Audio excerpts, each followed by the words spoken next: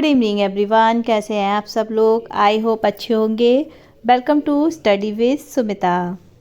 बच्चों, आप सबके लिए मोस्ट इम्पोर्टेंट क्वेश्चंस जो कि आपकी परीक्षा बस जल्दी ही होने वाली है, आप सब लोग पढ़ के जाइएगा। प्रीवियस ईयर क्वेश्चन हैं और मोस्ट इम्पोर्टेंट हैं जो कि बार बार परीक्षाओं में पूछे गए हैं। ठीक है, तो एक बार ज़रूर से पूरी वीडियो देख लीजिएगा। तो बिना टाइम ख़राब करे मैं फटाफट से आपको क्वेश्चन और उनके आंसर्स बता देती हूँ। आज का हमारा पहला क्वेश्चन है स्थायी चरागाह किस राज्य में सर्वाधिक पाई जाती है। ठीक है, जो स्थायी चरागाह होती है वह किस राज्य में सबसे ज़्यादा पाई जाती है, तो वह पाई जाती है हिमाचल प्रदेश में। ऑप्शन सी इसका राइट आंसर है। नेक्स्ट क्वेश्चन है पंजाब में भूमि निमीकरण का निम्नलिखित में से प्रमुख कारण क्या है, तो वह है आपका अति पशुचारण, मतलब बहुत ही ज़्यादा पशुओं को चराना। ठीक है, तो इसका कारण क्या है कि इसका जो भूमि का जो भूमि जो है उसका बहुत ही लो पे चली गई, निमीकरण हो गया है। ठीक है, तो एनसीईआरटी बुक से ही लिया गया क्वेश्चन है। ऑप्शन डी इसका राइट आंसर है। नेक्स्ट क्वेश्चन है निम्नलिखित में से किस प्रांत में सीढ़ीदार को ही सोपानी खेती भी कहते हैं। याद रखिएगा, अगर सोपानी मिले तो भी सीढ़ीदार ही है। ठीक है, खेती की जाती है, तो वह की जाती है उत्तराखंड में। ऑप्शन डी इसका राइट आंसर है। नेक्स्ट है जलोढ़ मिट्टी किस फसल की खेती के लिए सर्वाधिक उपयुक्त है, तो जलोढ़ मिट्टी जो होती है वह गेहूं की खेती के लिए सबसे ज़्यादा अच्छी मानी जाती है। और ये क्वेश्चन आपका 2011 में पूछा गया क्वेश्चन है।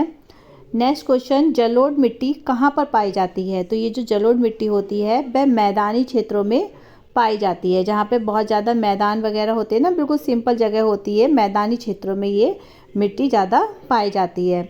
भारत के सर्वाधिक भूभाग पर पाई जाने वाली मृदा कौन सी है, सबसे ज़्यादा अधिक ज़मीन में भारत में सबसे ज़्यादा मिट्टी कहाँ पे पाई जाती है, तो वह आपकी जलोढ़ मृदा है। सबसे ज़्यादा मिट्टी जो है जलोढ़ मिट्टी पाई जाती है भारत में।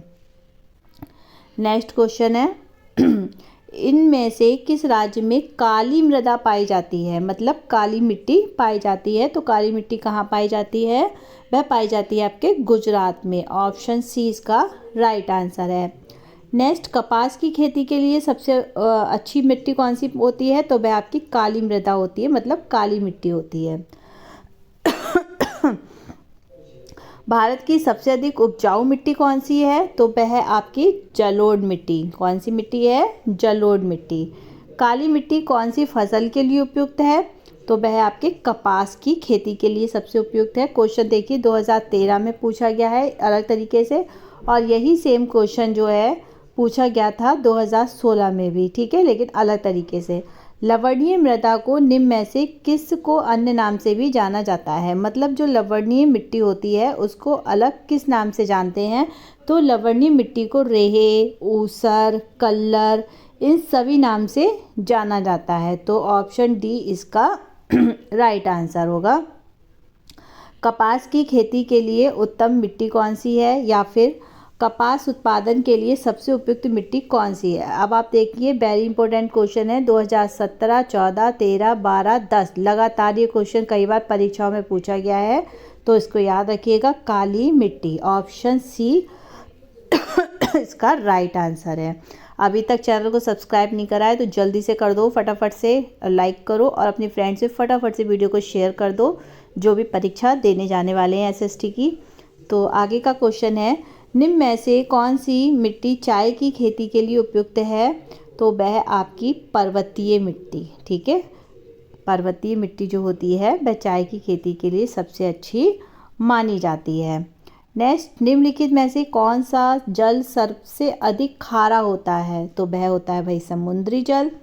निम्नलिखित में से कौन सी परियोजना पश्चिम बंगाल तथा झारखंड को संयुक्त रूप से यानी कि आपस में मिलाकर लाभान्वित करती है, तो वह आपके दामोदर घाटी। ओके। भांगड़ नागल बांध किस नदी पर निर्मित है, तो ये सतलज नदी पर है। ऑप्शन ए इसका राइट आंसर है। हीराकुंड बहुउद्देशीय परियोजना किस राज्य में स्थित है। इम्पोर्टेंट क्वेश्चन है, 2006-2018 में पूछा गया है। तो इसका राइट आंसर होने वाला है हीराकुंड बहुउद्देशीय परियोजना जो है आपके ओडिशा में स्थित है, ओडिशा राज्य में स्थित है। ऑप्शन सी इसका राइट आंसर है। हीराकुंड परियोजना किस नदी पर निर्मित है? ओके, तो ये क्वेश्चन भी देख सकते हो आप, वेरी इंपॉर्टेंट क्वेश्चन है, 2018, 12 और 9 में लगातार आया है। तो हीराकुंड परियोजना नदी स्थित जो है महानदी पर स्थित है। ओके, हीराकुंड बांध जो है महानदी पर स्थित है। नेक्स्ट क्वेश्चन, नागार्जुन सागर परियोजना किस नदी पर स्थित है? तो वह आपके ऑप्शन डी कृष्णा नदी पर स्थित है। टिहरी बांध किस नदी पर बनाया गया है? वेरी इंपॉर्टेंट क्वेश्चन, 2016, 10, 9 में लगातार आया है। तो भागीरथी एवं भिलंगना नदी पर बनाया गया है। अगर क्वेश्चन में ये भी पूछा जा सकता है कि भागीरथी एवं भिलंगना नदी पर कौन सा बांध है? तो वह आपका टिहरी बांध है। ओके, आगे बढ़ते हैं नेक्स्ट क्वेश्चन की तरफ। नागार्जुन सागर परियोजना किस नदी पर स्थित है? तो वह आपकी कृष्णा नदी पर स्थित है। ऑप्शन डी इसका राइट आंसर। और यहीं पर ही दोबारा से क्वेश्चन रिपीट हो गया है, टिहरी बांध किस नदी पर बनाया गया है? तो जैसा कि अभी बताया था, भागीरथी एवं भिलंगना पर स्थित है। रिहंद बांध परियोजना किस राज्य में स्थित है? तो रिहंद बांध परियोजना जो है आपके उत्तर प्रदेश में स्थित है। निम्नलिखित में से उत्तर प्रदेश की सबसे बड़ी नदी घाटी परियोजना कौन सी है? वेरी इंपॉर्टेंट क्वेश्चन, 2013, 10, 8 में लगातार आया है। तो उत्तर प्रदेश की सबसे बड़ी नदी घाटी परियोजना जो है वह रिहंद है। ठीक है, क्या है? रिहंद। याद रखिएगा। पृथ्वी पर उपलब्ध कुल जल में से कितना भाग मीठा यानी कि फ्रेश वाटर होता है? तो वह आपके होता है 2.5। ठीक है, ये क्वेश्चन भी इम्पोर्टेंट है, इसको याद रखिएगा, 2.5% है। भारत, अगर 2.5 ना मिले आपको ऑप्शन में और 3 लिखा हो तो आप 3 लिख दीजिएगा, लेकिन अगर 3 भी है और 2.5 भी है तो 2.5 लगाइएगा। ओके, भारत में विश्व के कुल जल संसाधन का कितना प्रतिशत भाग उपलब्ध है? तो वह आपके 4%। ओके, चलिए आगे बढ़ते नेक्स्ट क्वेश्चन। निम्नलिखित में से कौन सा उस कृषि प्रणाली को दर्शाता है जिसमें एक ही फसल जो है आपके लंबे चौड़े क्षेत्र में उगाई जाती है? तो वह दर्शाता है रोपण कृषि। ओके, ऑप्शन सी इसका राइट आंसर है। इनमें से कौन सी रबी की फसल है? तो रबी की फसल है आपके चना। निम्नलिखित में से कौन सी फसल वायु से नाइट्रोजन ग्रहण करती है? तो ये मसूर करती है। ठीक है, ये क्वेश्चन भी इम्पोर्टेंट है और ये मैं आपको बताऊं, ये टेट जो कंपटीशन वाला टेट होता है, टेट के एग्ज़ाम में भी क्वेश्चन पूछा गया है। नेक्स्ट है, निम्नलिखित में से किस प्रदेश में गेहूँ सबसे अधिक पैदा होता है? इम्पोर्टेंट है, 2011-12 में लगातार क्वेश्चन आया है। तो सबसे ज़्यादा गेहूँ जो है आपके उत्तर प्रदेश में पैदा होता है। ऑप्शन डी इसका राइट आंसर है। निम्न में से कौन सा राज्य कपास का प्रमुख उत्पादक है? यानी कि सबसे ज़्यादा कपास जो है किस राज्य में होता है? तो वह आपकी गुजरात में होता है। ऑप्शन ए इसका राइट आंसर है। निम्नलिखित में से कौन सा उद्योग कृषि पर आधारित नहीं है? ओके, इम्पोर्टेंट है, 2013 और 15 में क्वेश्चन पूछा गया है। तो उद्योग कृषि पर आधारित नहीं है पूछा गया है, तो सीमेंट नहीं है। ओके, तो ऑप्शन सी इसका राइट आंसर है। अच्छा, अब अगर पूछा जाए कौन सा कृषि पर आधारित है, तो याद रखिएगा सूती वस्त्र, चीनी और जूट उद्योग। ये भी इम्पोर्टेंट है, इनको नोट कर लीजिएगा या फिर 2 से 4 बार याद कर लीजिएगा। कॉफ़ी का प्रमुख उत्पादक राज्य निम्नलिखित में से कौन सा है? तो वह है आपका कर्नाटक। कर्नाटक क्या है? कॉफ़ी का प्रमुख उत्पादक राज्य है। निम्नलिखित में से कौन सी बागवानी फसलें हैं? तो बागवानी फसल की बात करें तो आलू जो है बागवानी फसल है। कॉफ़ी का प्रमुख उत्पादक राज्य निम्नलिखित में से कौन सा है? तो वह आपकी कर्नाटक है। बागवानी फसलें अभी बता ही दिया था मैंने आपको, आलू है। और नेक्स्ट है, निम्नलिखित में से कौन सा जूट उत्पादक राज्य है? इम्पोर्टेंट क्वेश्चन है, 2018-16 दोनों में आया है। पश्चिम बंगाल। पश्चिम बंगाल जो है जूट उत्पादक राज्य है। ओके, नेक्स्ट है, कौन सा राज्य कहवा का सबसे अधिक उत्पादन करता है? तो कहवा का सबसे ज़्यादा अधिक उत्पादन जो है आपके कर्नाटक करता है। ऑप्शन सी इसका राइट आंसर है। भारत में सर्वाधिक रबड़ उत्पन्न करने वाला राज्य कौन सा है? ठीक है, तो वह आपके केरल है। ठीक है, तो केरल में सबसे ज़्यादा क्या उत्पन्न होती है? रबड़। ओके, ऑप्शन बी इसका राइट आंसर है।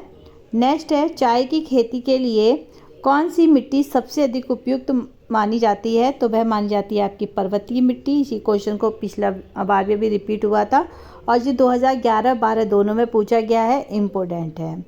हरित क्रांति किससे संबंधित है? तो हरित क्रांति आपके कृषि उत्पाद से संबंधित है। ये क्वेश्चन भी बार बार परीक्षा में पूछा जाता है। ऑप्शन ए क्या है? कृषि उत्पाद से संबंधित है। नेक्स्ट है आपका हथकरघा उद्योग है, क्या है ये आपकी गृह उद्योग है। हथकरघा क्या है? गृह उद्योग है। और हथकरघा उद्योग किस श्रेणी में आता है? तो ये आपके कुटीर उद्योग के अंतर्गत आता है। ऑप्शन ए इसका राइट आंसर है। सूती वस्त्र उद्योग संबंधित है, किससे संबंधित है? कृषि से संबंधित है। निम्नलिखित में से कौन सा कुटीर उद्योग है?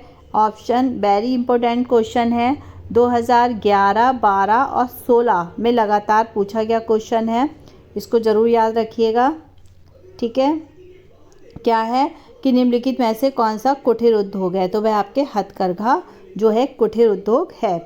भारत का मैनचेस्टर और पूर्व का बोस्टन कौन कहलाता है? तो वह आपके कहलाता है अहमदाबाद। ऑप्शन सी इसका राइट आंसर है। 2012 में पूछा गया क्वेश्चन है कि भारत का मैनचेस्टर और पूर्व का बोस्टन किसे कहते हैं। अब क्वेश्चन में सिंगल भी पूछा जा सकता है कि भारत का मैनचेस्टर किसे कहते हैं, तो अहमदाबाद को कहते हैं, या फिर पूर्व का बोस्टन किसे कहते हैं, तो अहमदाबाद को कहते हैं। और वरना ये दोनों ही चीज़ें आपको सेम ऐसी आ जाएंगी। ठीक है, निम्नलिखित में से कौन सा कच्चा माल कागज उद्योग से संबंधित है? ठीक है, तो कच्चा माल जो है किससे संबंधित होता है? वह आपके लकड़ी से संबंधित है। ठीक है, ऑप्शन सी इसका राइट आंसर है। नेक्स्ट, नेपानगर संबंधित है किससे है? कागज के उद्योग से। अब याद रखिएगा, नेपानगर में सबसे ज़्यादा किसका उद्योग है? अगर क्वेश्चन में पूछा जाए या फिर नेपानगर किससे संबंधित है, तो आपको बताना है कागज उद्योग से संबंधित है। ऑप्शन ए इसका राइट आंसर है। ओके, चलिए फटाफट से आगे क्वेश्चन में बढ़ते हैं। राउरकेला इस्पात कारखाना किस राज्य में स्थित है? तो यह है हमारे ओडिशा राज्य में। लौह इस्पात से कौन सा नगर संबंधित नहीं है? ओके, तो सतना, ऑप्शन बी इसका राइट आंसर है। सतना नगर लौह इस्पात से संबंधित नहीं है। बाकी के रायपुर, दुर्गापुर और भिलाई ये तीनों हैं। ठीक है, तो इनको भी याद रखिएगा, इंपॉर्टेंट क्वेश्चन है। नेक्स्ट क्वेश्चन है हमारा, निम्नलिखित में से कौन सा लौह इस्पात कारखाना सार्वजनिक क्षेत्र से संबंधित है? तो वह आपका दुर्गापुर। ऑप्शन बी इसका राइट आंसर है। निम्नलिखित में से कौन सा आधारभूत उद्योग है? तो वह है आपका ऑप्शन सी लौह इस्पात उद्योग। Next question very important question है कि निम्न में से किस राज्य में टाटा लौह इस्पात उद्योग स्थापित है? तो ऑप्शन सी इसका राइट आंसर है। ठीक है, आज के लिए इतना ही है। नेक्स्ट वीडियो में आगे के क्वेश्चन मैं बता दूंगी। तब तक के लिए बाय बाय, टेक केयर।